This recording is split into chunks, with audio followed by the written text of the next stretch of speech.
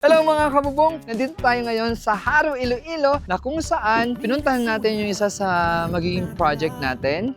Ito ay bahay na minana ng ating client na kailangan i-restore. Ang bahay na ba to dito sa Haro, Iloilo. So ayun, bago yan syempre, please don't forget to like and subscribe because it's time to rest the roof. Alam niyo ba, ang bahay nito ay 20th century pa na itinayo. So, kung mapapansin nyo, yung design ng bubong nito ay, imagine mo, for 20th century, ang dami ng bagyo na dumaan dito sa Haro, Iloilo, na pinakamalakas na bagyo. Pero yung bubong niya, ayun pa rin. Bakit? Ito yung sinasabi ko sa aming mga next video na dapat yung abangan. Ano nga ba ang pinakamagandang disenyo ng ating roofing para maging matibay, resilient sa bagyo, at sa iba pang climates. Diba? So ito na siya ngayon. Kasparang sandigan, kabubong na matibay, proteksyon ay tiyak, kalidad serbisyo, aming panata. Kaspar Steel Roofing, tiwala ay wagas. Diba? Alam nyo, ang pinakamagandang design talaga in typhoon proof ay 4 aguas. So, 4 aguas itong design na roof na to. Ibig sabihin, 4 yung slope niya. So, pag 4 aguas yan, mas less yan na kayang tangayin ng hangin or may tubig or pinakamalakas na hangin ay hindi kaya tangayin yung ating roofing. Bakit? Covered siya in 4 sides. So, yung pinaka-importante sa lahat. Kaya kung ang bahay nyo ay sa lugar na kung saan ay prone into typhoon like Baler Aurora, Catanduanes, Bicol, at saan pa? Sa mga open area or open seas. Ito yung design na to na roofing ang most recommended talaga for typhoon resilience. Di ba? At hindi lang yon. Alam niyo ba, pag ganito mga slope ng bubong, matarik, yung lifespan ng ating metal roof ay matagal. Matagal din yan.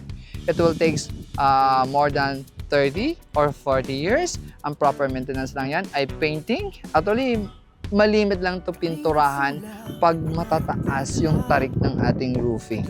So, mas less yan sa tulo. Di ba? Kasi pag matarik, mas guaranteed yan na zero leak dahil yung water niyan ay diretso.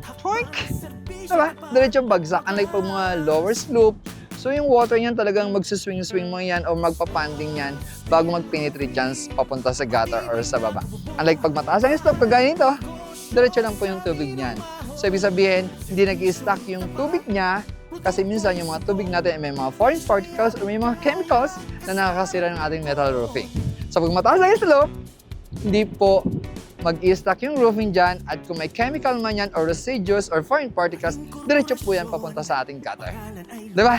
So, mas matagal yung ating roofing. So, yun, higit sa typhoon roof, syempre yung durability ng ating metal roofing ay matagal din. Di ba? So, kaya kung ikaw sa mga nagpaplano, magpagawa ng bahay na malalapit sa dagat or sa Pacific Ocean like Baler Aurora, Catanduanes, or saan pa mga lugar na mabagyuhin in Masbate, itong pinaka-the best na design ng roofing. 4 agwas at mataas yung slope. So, di ba? Ganito siya kataas ang slope. Imagine mo, taas ang slope yung water yan, dire-diretso yan. At kung mapapansin nyo, dati yung mga roofing ay hindi pa long span, mga 8 feet lang yan, standard po yan, at iba talaga yung mga metal roof noon. Matitibay. Sasabi lang natin matitibay yung metal roof noon kasi nga, yung mga slope ng roof talaga ay matatarik. At higit sa lahat ay 4 agwas. So, yun, kaya kung isa ka sa mga homeowners na nagpaplano magpagawa ng bahay, lalo na yung location mo ay nasa open seas areas like Baler Aurora, Masbate, Catanduanes na palaging may bagyo, ang disenyo ng roofing nito ay pinakamaganda. Yung 4 agwas at mataas yung slope. So yun, and I hope meron kayong natutunan. If you want good product, good price, and good service, please visit www.kasparroofing.ph or Kaspar Steel Roofing Incorporated in our Facebook page.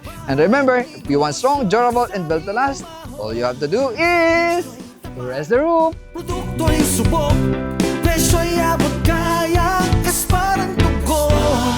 Steel Roofing, sama sa araw-araw, kabubong